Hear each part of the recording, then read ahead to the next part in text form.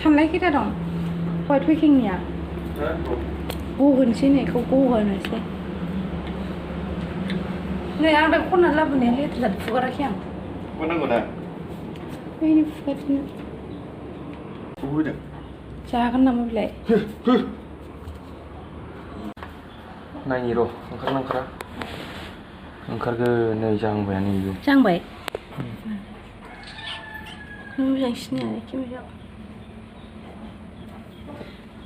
बनासिखौ हाय हो मा डिस्टार्ब ra बेलाय नावजोलाय ओंखारगोन इयो जारे जारे जायो ओंखारनाया बेबो ओंखारगोन खोमा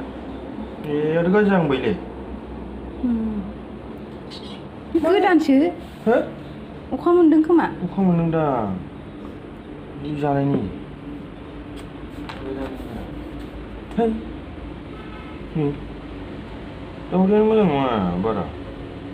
ओंखारो खोमालै इदियाबो ओंखारो होनदां ओंखारो गहोनायदो लस जाथारोना ओमफ्राय ओइ गोदो माखौ मोनामसुबाय थादों थांनानै साला बाय ददा मावजि बिलाय अखा मोनदोंलै मोनायाव अखा हादों दाख्लैबो बे दा दैनायसो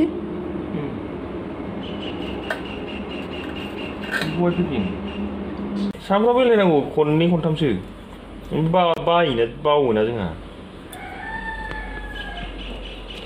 बे मावजिखौ दा दमै खिसो दं दैथामोन ने दहाय ओंखारनायो दहाय दैनैल'सोमोन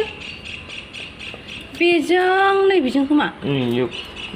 दाउखिया दंलै बायग्रो गिदिर गिदिरनि बाय बेखिना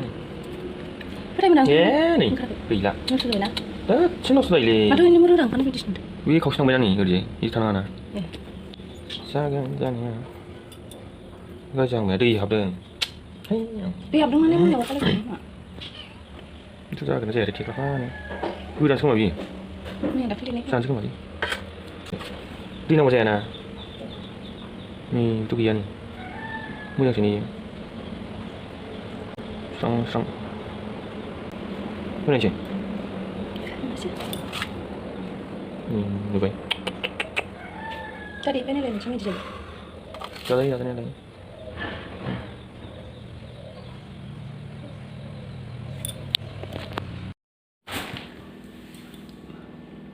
सानबेसेजों ओंखारो नायनोसै ए माथो फावथेनाबो नाङा मा जाखो निबानो बायस'बाय मामोनलाय मा मास 8 नामा औ मामोनलाय दा 9 सेप्तेम्बर बा सेप्तेम्बर ने 9 बा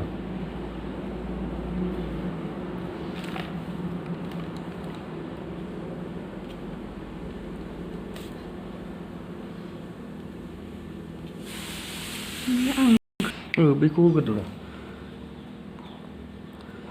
जेब्ला बियो दाउसा ओंखारगोन सानबेसेजों ओंखारो आङो देखायगोन आरो दैबेसे ओंखारो खैथा दङ गासै खैथा दं सानलाय दैब्रै 8 9 10 11 12 13 13टा 8 9 10 11 12 13टा 13टायाव माबैसे ओंखारनाय बेयाव खैथा दं दैया एसेल'सै बेलथायनानै होदो बेखौ बेलथायनाङा बेलथायखांबाय आं बेलथायखांबाय बेखौ ओरै फिदिंनानै होबाय थानांगौ ने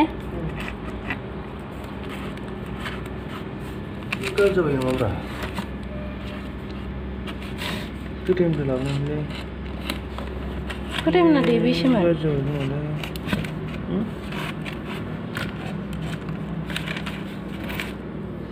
ओंखारगोन खोमा दोनथ' जायखिया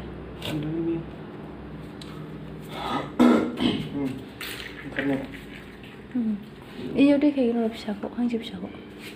इसको देना पड़ेगा दे लिरना दोनखाबाय नायबासो नायसिगोन दिनै होनायखौ फिसाथार बुस्थु माबा नेगेटिभ जायो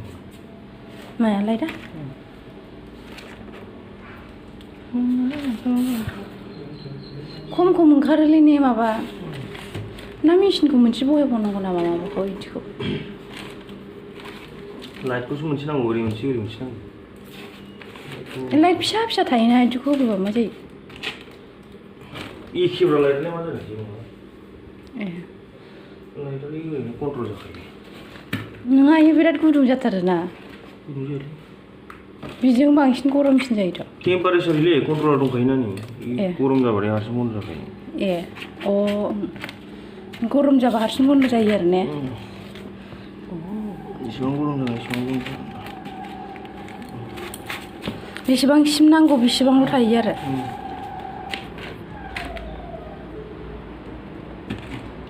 13थामोन ना गासै we'll see माला ओंखारो खोबनानै दोनदो दै गैला दै लायनो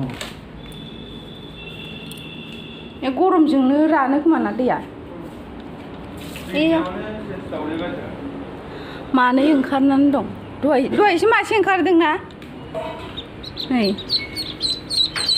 नैबे दहाय ओंखारनाय नै दाख्लैनि